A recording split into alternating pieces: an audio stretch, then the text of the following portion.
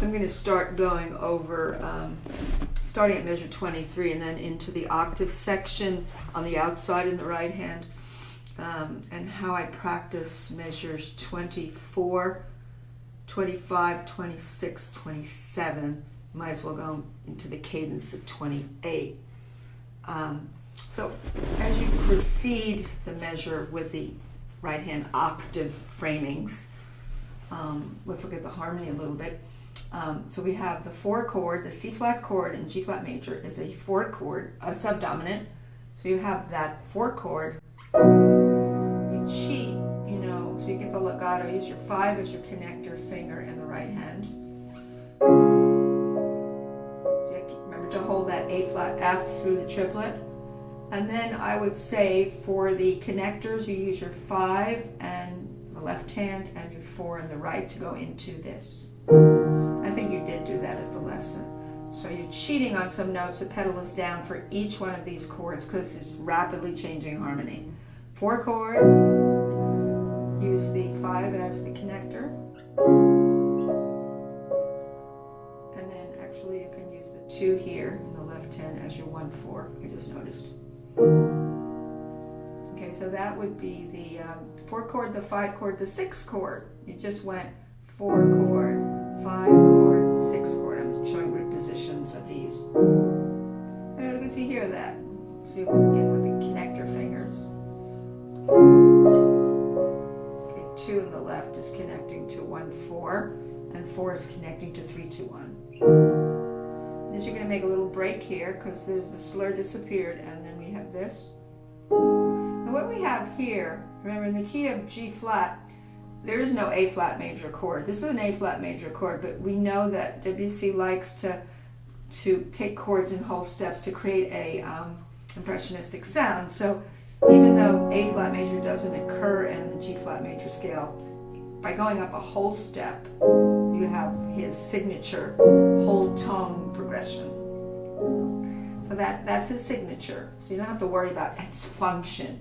You just know, oh, he took the minor chord, which should have been A flat minor in the key of G flat major, the 2 chord, and he created a raised middle note to A flat major. It's just how you hear it. You want to hear the effect of that more than know the theory of it. So there it is. And go into that note a little delayed because this is called an agogic note because it's surrounded, the A flat chord is surrounded by quicker note values. And it's sort of a syncopated chord because it's on an offbeat, it's not on a downbeat. Creates a little syncopation. He has lots of syncopation in his music. Means that a certain swelling is not occurring on a predictable first beat of 3/4 time. So delay it. And I gave it a little bit more because it's the outside of a crescendo there. And now he's going into a dominant we think it's going to be a G flat major chord, but it is not. It's that E flat minor with the 7th on it. Now the E flat minor chord in G flat major is the 6th chord. Remember in the beginning you went through the 6-7, put a 7th on it. And I told you during your lesson that he's almost coming back to that idea, except instead of starting that 6-7 chord in what would be the root position, here's the 6th degree of the scale, he's taking it down in inversion to this. That's what he's doing. That's how he's starting it. So if you just look at the skeleton of this, and I'm not going to use the right fingers, I'm just going to show the skeleton.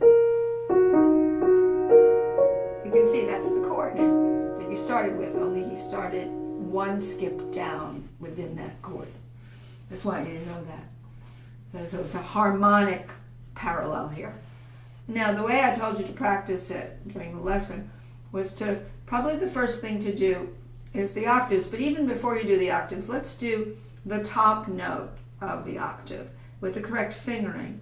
So we go really slowly, we go 5, 5, 4, 5, 5, 5, 5, 5. Connect here, and then you connect here.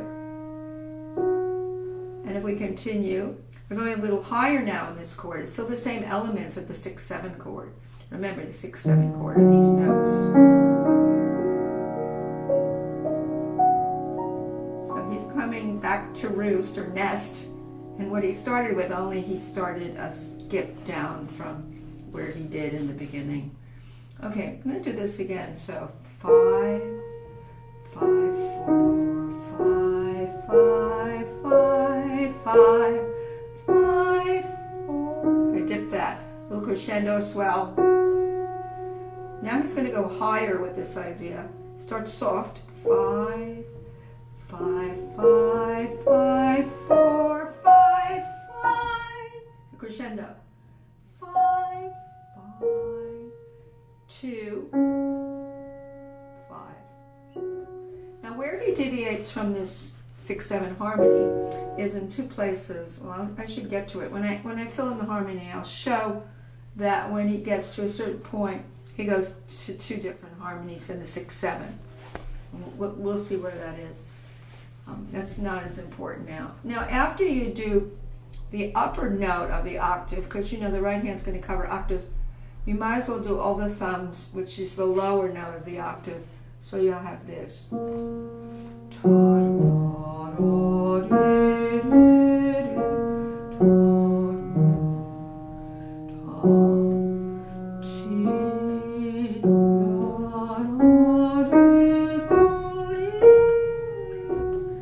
then he has the C flat. So that's different.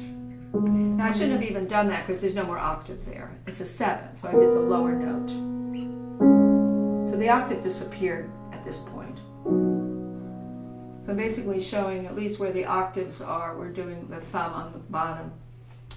By the time I got to those last two beats, he's going to have above this a 7th and a perfect 4th. And then he goes to the 4 chord here. So we're really dealing now technically with the octaves on the outside, and we're going to fill a note in on the inside. Before we fill in a note on the inside, it's now a good idea to play the whole octave, do the legato where you can with the 4 and the 5. Remember, some octaves can be played with 1-4 and also 4-1-5. The 4 to the 5 always gives you more legato, but you don't want to hurt your hand in certain places where it's not advisable to do a 4 where you can do a 5 and relax your hand. So this is what would happen. We're going to do the whole thing with the octave. 4, 5, 5, 5, 5, 5, 4, 5, 5, 5, 4, 5, 5. Now the octave disappeared. That's a 7th, that's a 4th. And now we do have an octave here. You can see on the bottom.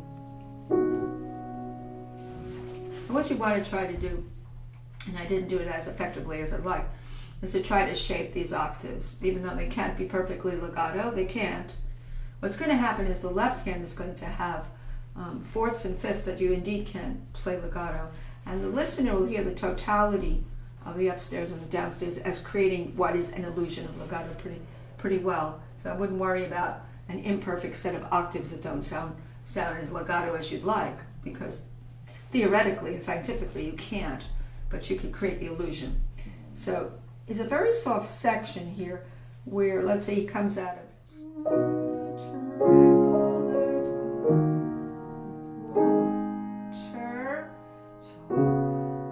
and here comes the octave. I'm just going to do the octave really soft.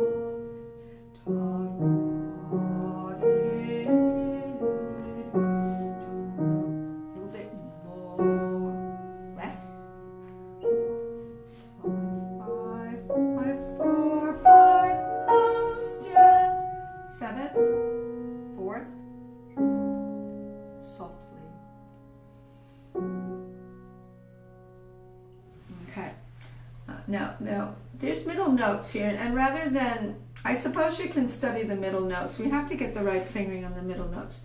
Remember, most of this section is again playing on this harmony, but it started here.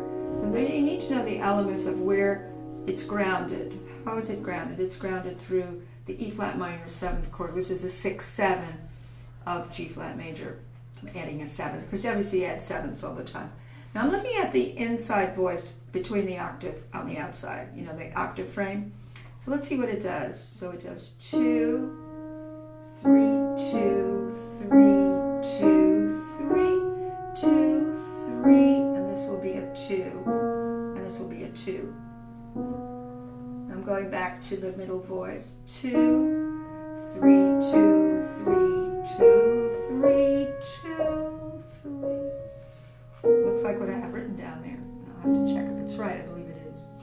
And I'm not sure it's that helpful. I think what the helpful thing is to feel what's inside the octave by actually looking at it and feeling it.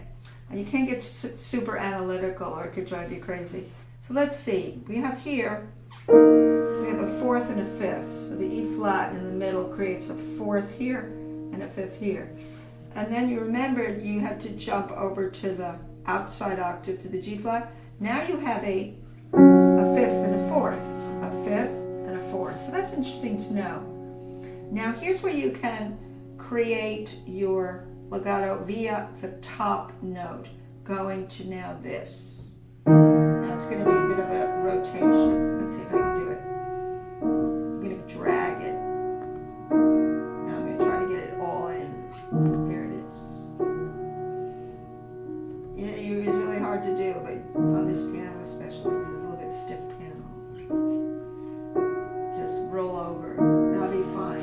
Can't be always perfect, but there'll be an illusion here. Now you see a fifth and a fourth between the middle and then the top.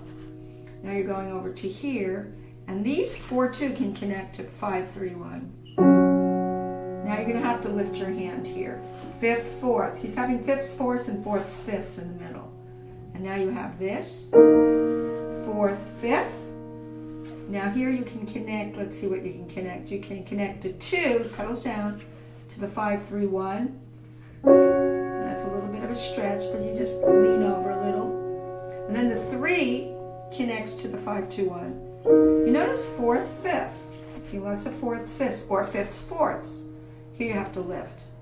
So you have fifth, fourth, juxtaposed. Here use your 2, your 3. You use your 3 to go to 4-2-1.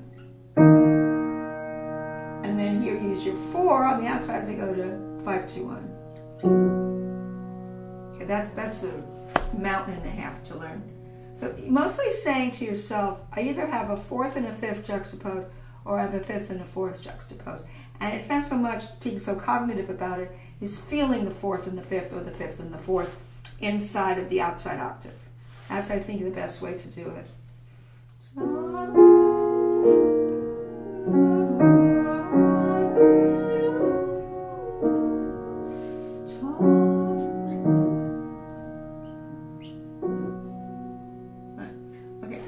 Harmony at the end, which you think you have here, is the 6th chord going to a 4 chord, C flat chord. But the left hand, in terms of the harmonies, can make a little bit of clash over that. So the 6 chord's up here, but the 4 chord's in the left hand. Watch this. The 6 chord's here, but it's a 6-4 juxtaposition. Hear that? And now you have the 5 chord against the 4 chord. Don't be so worried about this. You'll have to just feel this. It's beautiful. We haven't even gotten to the left hand, but I'm showing you there's going to be some clashes going on at that end of this little strand. I'm going to do this again, back from here. T triplet, A quarter, connect, tom, lift, T, tom.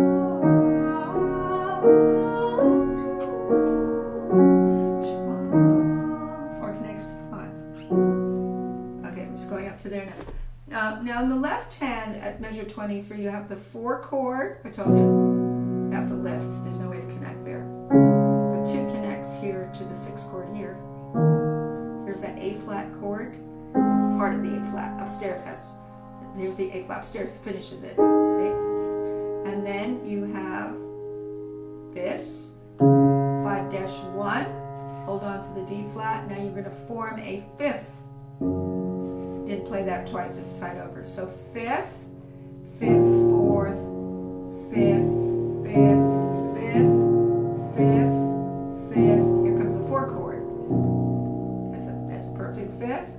5 chord. Okay, so that left hand can be fairly seamless because you're not dealing with with octaves on the outside. As far as the harmony, it's doing the same thing for most of it as going through the 6/7 chord. That's what's actually happening. Going slowly.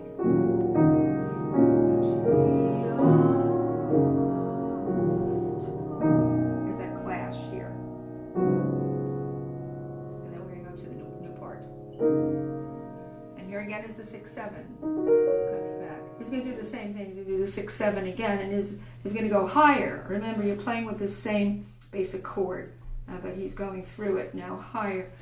Now what you would do here is, I think I showed you, 5, 5, 5, 4, 5, 5, 4. I did this already. 7th, 4th, 4 chord. Now in the left hand, you're still going to have 5ths and 4ths.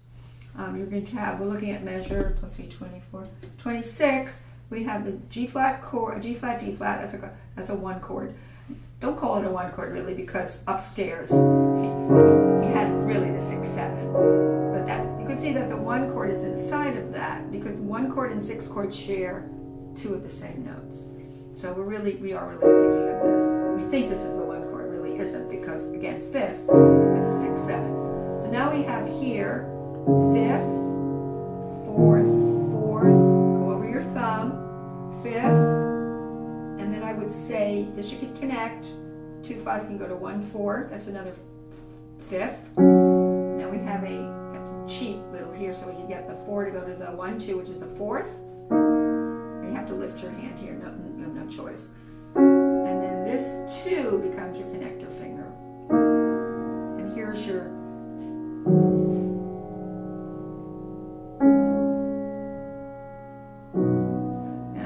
This is a dominant of D flat. This is a dominant of a dominant, if you're thinking G flat major here. And we think he should go to G flat major now, but he doesn't. He makes this a secondary dominant of the dominant, D flat, but he goes to the 4 chord.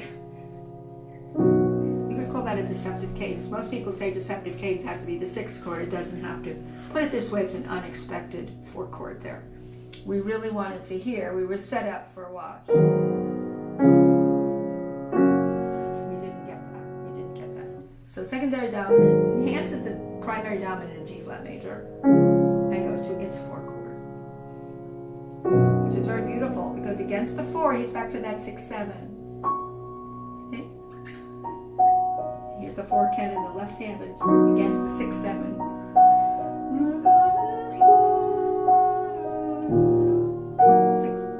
6 chord, and then to the 1 chord.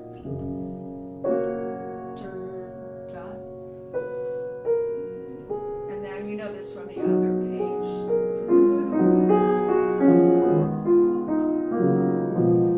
Going very slowly.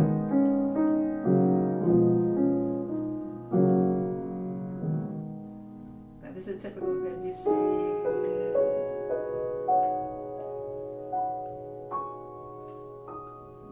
I'm going to put the soft pedal down here. 2 and 3 and 2. Now you're going to hold these middle 2 notes and stay with it. Everything's held down, the pedal. Okay. So I think I showed you what to do here. I would do the octaves like I did prior to that when I do this.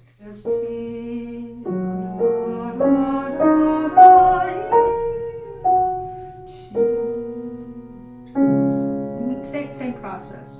Now on the left hand, let's look at the fingering here. This is measure 24, 26. You have 5th, 4th, 4th, 5th, 4th, 4th. You have to go over there. You have no way of connecting that. 4th, lots of 4ths. Secondary dominant of the dominant, 4 chord. Now with the right hand here, this new part, which is again 24, 25, 26. Look basically inside your octave for 4ths and 5ths juxtaposed. You have a 4th and a 5th,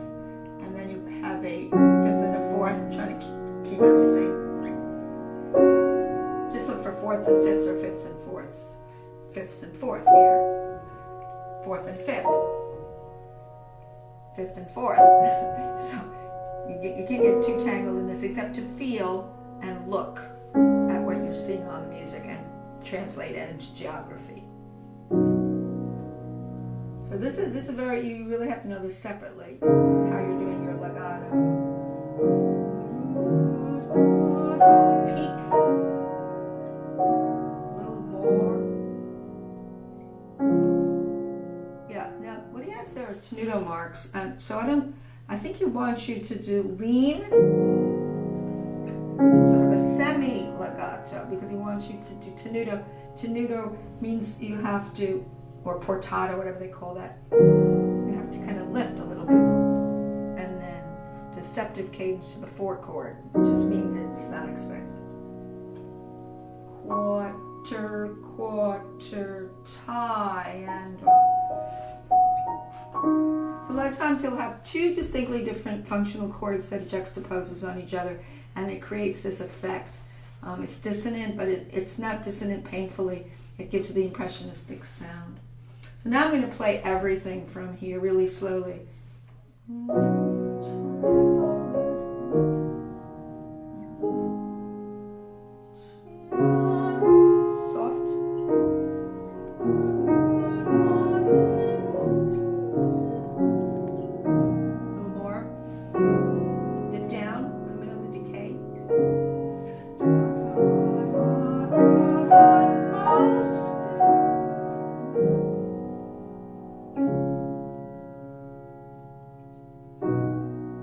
The rest is pretty self-explanatory. So I hope this is helpful.